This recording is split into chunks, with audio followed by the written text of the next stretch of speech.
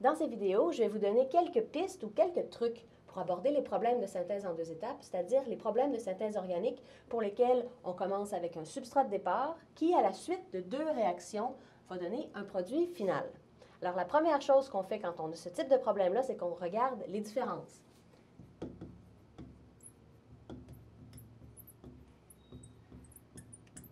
Quelles sont les différences entre mon substrat et mon produit final? Bien, d'abord, ici, je vois que j'ai un bromure sur mon substrat de départ. Et dans mon produit final, c'est plus un bromure, c'est un CH3O, c'est donc un éther. Voici la première différence. La deuxième différence dans mon exemple, c'est que ici, vous voyez, j'ai un alcène, mais dans le produit final, il n'y a plus d'alcène. Les deux carbones sont encore là, mais on voit qu'il y a un bromure qui a été ajouté. OK. C'est les deux différences pour l'instant. Parfait. Après s'être demandé ça, on regarde quel type de réaction, quelles réactions vont mener à ces différences. Alors, un rappel sur les types de réactions. On peut avoir soit de l'addition,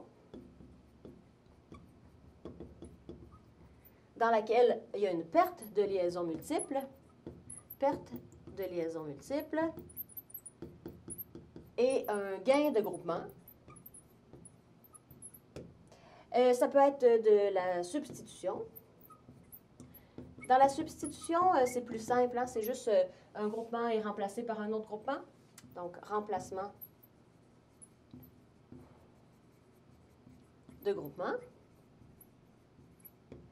Et sinon, ça pourrait être de l'élimination, qui, au contraire de l'addition, va être un gain de liaison multiple et une perte de groupement. Alors, gain de liaison multiple et perte de groupement. Alors, sur la base de ces petits rappels, c'est assez facile de voir que la première réaction ici, c'est une substitution.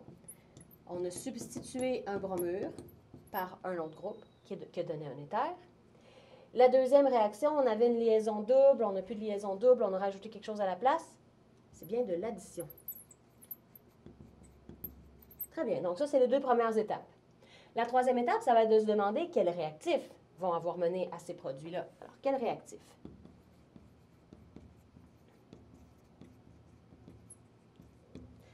D'abord, on va se demander quel type de réactif. Donc, est-ce que c'est, par exemple, de la substitution qui va être électrophile, ou de la substitution qui va être nucléophile, ou qui va être radicalaire? Alors, le mot qu'on ajoute après, le qualificatif de la réaction, c'est quel type de réactif. Alors, c'est vraiment la question, quel réactif? OK. Si on a un bromure et qu'on fait de la substitution, le bromure va devenir notre groupe partant. Hein, c'est celui qui va être remplacé. Donc, on appelle le premier groupe, celui qui s'en va, le groupe partant. Quand le bromure est sous forme de groupe partant, et d'abord, il est sous forme de Br dans la molécule, mais quand il s'en va, il devient un Br-. C'est vraiment l'ion bromure qui va partir. Alors, c'est négatif, Br-. Ça veut dire que ça laisse derrière lui une charge positive sur le substrat. Donc, ça va être remplacé par un groupement qui est chargé en électrons, soit chargé négativement ou soit qui a une richesse en électrons. Quelque chose qui est chargé négativement ou qui a une richesse en électrons, on appelle ça un nucléophile. OK, alors c'est bien une substitution nucléophile, la première. L'addition, dans ce cas-ci, c'est un alcène qui a été attaqué par un réactif. Le réactif qui attaque l'alcène, il va aller attaquer la liaison double, la richesse en électrons. Ah, alors là, c'est le substrat qui est riche en électrons. Ça veut dire que le réactif qui va venir attaquer cette richesse en électrons-là, le réactif, est attiré par les électrons. Il aime les électrons. Alors, un réactif qui aime les électrons, on dit que c'est un réactif électrophile. OK. Maintenant, on ne s'est pas demandé encore de quel réactif précisément, quelle molécule il s'agissait. Alors, c'est la prochaine chose. On va se demander quel réactif exactement, précisément. Pour notre réaction où on a remplacé un Br par un OCH3, le nucléophile qu'on a pu utiliser, bien, il y a deux possibilités. Hein? Puis pour l'instant, on ne peut pas encore trancher. On va trancher un peu plus tard. Deux possibilités ici. Souvent, ça va être le cas. On peut avoir un nucléophile fort ou un nucléophile faible qui va donner le même éther. Alors, soit ça va être le nucléophile fort, CH3 au moins, qui va venir remplacer le Br-, ça va faire OCH3. Ou alors le nucléophile faible de la même famille, la même parenté, le CH3OH. C'est sûr que lui va nécessiter une étape de déprotonation dans le mécanisme, mais ça va vraiment donner cet éther-là aussi. Et là, pour l'instant, on ne peut pas le savoir, lequel il s'agit. On va y penser tantôt.